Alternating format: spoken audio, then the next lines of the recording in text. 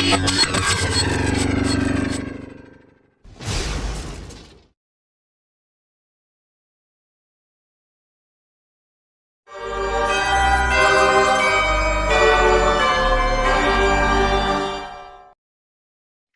दिन इचबॉर के भजन गायकों के ग्रुप में एक नया शिष्य शामिल हुआ।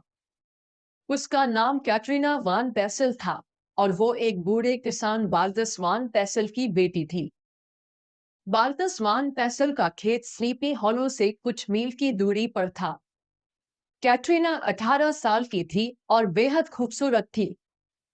उसके सुनहरे सुनहरे बाल थे और उसे सुंदर कपड़े पहनना पसंद था।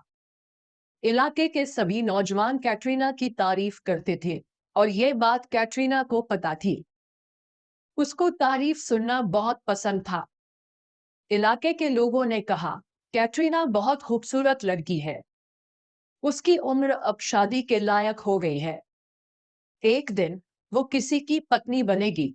उसका पति बहुत किस्मत वाला होगा जो कैटरीना से शादी करेगा और उसे उसके पिता का खेत भी मिलेगा। कैटरीना बाल्दस वान पेसल की इकलौती संतान थी। उसका कोई भाई या बहन नहीं था। इसलिए जब उसके माता पिता दिवंगत होंगे तो कैटरीना को खेत विरासत में मिलने वाला था। जमीन और उस पर मौजूद हर चीज उसकी होने वाली थी।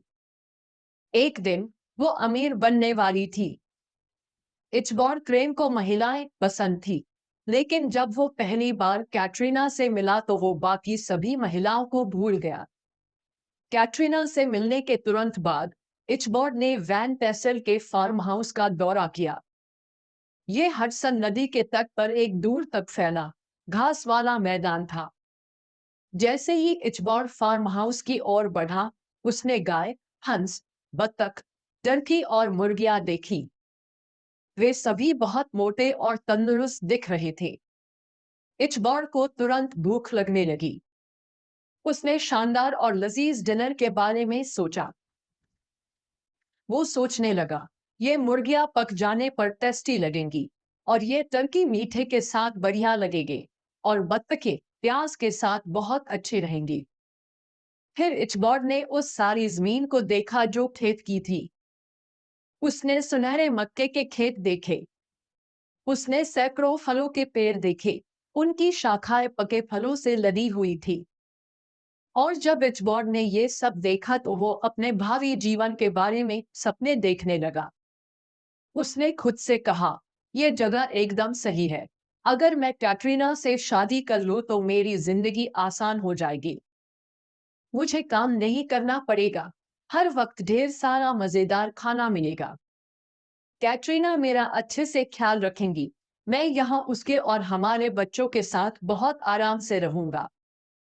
उसने सोचा, शायद हम एक दिन खेत बेच देंगे।